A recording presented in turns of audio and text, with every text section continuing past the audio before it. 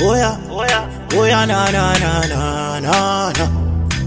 Okay, Marley, yeah, yeah. I'm living that good life. Said I believe in that good life, but the electrician be this? Yeah, and the electrician, yes.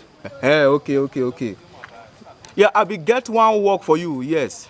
No work we not they do now. They wire government house. After say that electrical work, any kind of light issue, we not. Okay.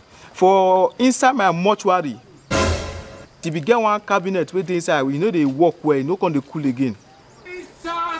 Ever since they bring one native doctor way die, you know can they work well again. Yeah, I even to bring two electricians wey fair work the place, they two die. What?